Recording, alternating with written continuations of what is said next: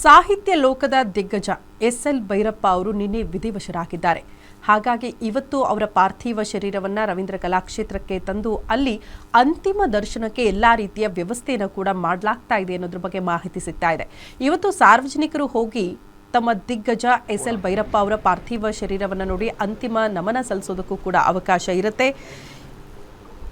ಕೆಲ ಕ್ಷಣಗಳಲ್ಲಿ ಭೈರಪ್ಪ ಅವರ ಪಾರ್ಥಿವ ಶರೀರವನ್ನು ಆಸ್ಪತ್ರೆಯಿಂದ ರವೀಂದ್ರ ಕಲಾಕ್ಷೇತ್ರಕ್ಕೆ ತರಲಾಗುತ್ತೆ. ರವೀಂದ್ರ ಕಲಾಕ್ಷೇತ್ರದಲ್ಲಿ ಮಧ್ಯಾಹ್ನ 2 ಗಂಟೆ ತನಕ ಅಂತಿಮ ದರ್ಶನಕ್ಕೆ ಇಡಲಾಗುತ್ತೆ. ಮಧ್ಯಾಹ್ನ 3 ಗಂಟೆಗೆ ಭೈರಪ್ಪ ಅವರ ಪಾರ್ಥಿವ ಶರೀರವನ್ನು ಮೈಸೂರಿಗೆ ಕೊಂಡೊಯ್ಯೋದಕ್ಕೆ ನಿರ್ಧಾರ ಕೂಡ ಮಾಡಲಾಗಿದೆ.